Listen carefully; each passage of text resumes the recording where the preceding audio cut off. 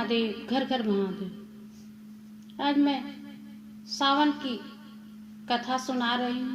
एक समय की बात है, एक गांव में एक पंडित और पंडिताइन रहती थी। उसके एक बेटा था। वह तीनों जो पंडित जी भिक्षा मांगकर लाते थे, उसी से उसका गुजारा बसर चलता था और उसी से पूजा पाठ जो भी कमाता था, उसी से उसका खाना पानी चलता था। और उसकी पत्नी शिव भगवान के बहुत बड़ी भक्ति थी। वह हर सोमवार व्रत भी रखती थी और शिव भगवान पर जल भी चढ़ाती थी और पूजा पाठ करती रहती थी। एक दिन उसकी पत्नी ने अपनी पति से बोला, पंडित जी से, कि हम तो भूखा रह जाएंगे, लेकिन मेरे बच्चे भूखा कैसे रहेगा, इसलिए आप कहीं दूर जाकर काम ढूंढिए, किसी दूसरे शहर में अच्छा कमाई होगा, इससे हमारे परिवार अच्छा से रह लेंगे। पंडित जी ने पंडिताइन की बात मानकर दूसरे शहर को जाने लगा। दूसरे शहर जब गया तो वहां भी उसको कोई काम नहीं मिला और वह निराश होकर लौट आया। फिर उसी तरह पहले की तरह भीख मांगकर अपना गुजर बसर करने लगा। एक दिन शिव और पार्वती कैलाश पर बैठे थे।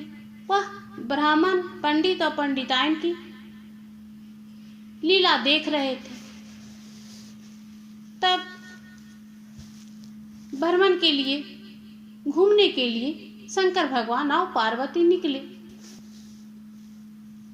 रास्ते में पार्वती ने वह पंडित को देखकर उसको दया आ गई। बोले, देखिए ना, यह कितना निर्धन है, से इसको खाने तक भी ललायित रहता है, खाना तक भी नहीं मिलता। भगवान ने बोले, क्या इसके भाग में धन लिखा ही नहीं है, मैं इसको कैसे धनवान बनाऊं। पार्वती बहुत आग्रह विनती की।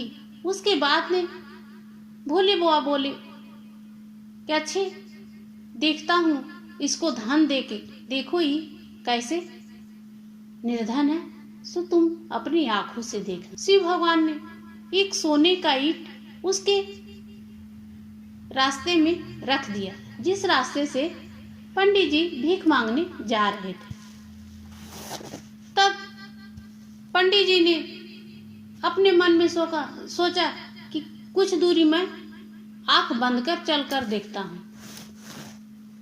उसी समय, जिस समय भगवान ने सोने का ईंट उसके राह में रखा था, तब पंडित जी ने आंख बंद कर चलने लगा और सोने की ईंट से पार हो गया। तब शंकर भगवान ने पार्वती से बोले, देखे पार्वती, कैसा यह निर्धन है, इसको धन मिला सो नहीं लिया, इसका भाग्य में धन लिखा ही नहीं है, इसके मैं धनवान कैसे बन। पार्वती शंकर जी कैलाश चले गए भ्रमण। पार्वती को अंदर अंदर वह पंडित के बारे में ही सोच रही थी और उसको दया आ रहा था कि मैं पंडित को कैसे धनवान बनाऊं। तब पार्वती ने शंकर भगवान से बोले, शंकर भगवान, उसको धनवान बना दीजिए ना। तब शंकर भगवान बोले, उसका भाग्य में धन लिखा ही नहीं है, तो मैं उसको कैसे धनवान बनाऊं। तब पार्वती ने बोली, उसके घर में 3 सदस्य हैं, किसी को धनवान बना दीजिए, तब उसका सुखी से जीवन यापन हो जाएगा। भगवान पार्वती से बोले, देखो वह कैसे भाग्यहीन है, धन उसका नहीं लिखा हुआ, से मैं उसको जाता हूँ घर और उसको 3 वरदान, तीनों को एक एक वरदान दूंगा। देखो वो कैसा मूर्ख पंडित है। जब उसके शंकर भगवान घर गए थे, तब अपने सदस्य पंडित और पंडिताइन, उसके बच्चा शंकर भगवान की पूजा कर रहे थे। शंकर भगवान साक्षात प्रकट हो गए। यह देखकर तीनों ने शंकर भगवान के पैर में गिर गए। शंकर भगवान ने उन तीनों को बोले, तुम में से तीनों एक एक वरदान मांगो, हम आप लोगों को वरदान दूंगा। तब पत्नी ने बोला खुशी होकर, सबसे पहले हमको वरदान दीजिए शिव भगवान। बोला मांगो।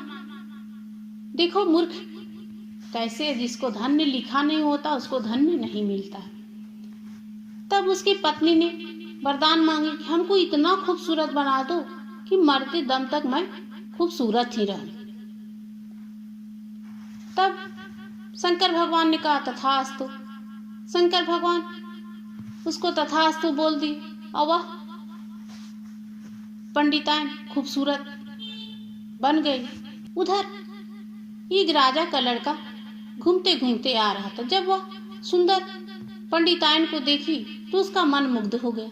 वह उसको घोड़े पर बिठाकर ले जाने लगा। उसका पति पंडित जी जोर जोर से रोने लगा और रोते हुए शंकर भगवान से बोले, हे शंकर भगवान, मुझे ऐसा वर दीजिए कि मेरी पत्नी यहाँ पर लौट के आ जाए। शंकर भगवान ने कहा तथास्तु। उसकी पत्नी ने लौटकर वहां पर चल आई। तब बोला, बेटा तुम वर मांगो। उसका जो बेटा था बहुत सोच विचार कर बोले उसके बेटे ने कि शंकर भगवान मुझे यह वर दीजिए कि मेरी माँ पहले के जैसे हो जाए। शंकर भगवान बोले तथास्तु। तीनों का वर मिल गया। इसलिए कहा जाता है जिसको भाग्य में धन लिखा नहीं होता है उसको धन नहीं मिलता। इसलिए अच्छे कर्म करने से ही अच्छा फल मिलता है।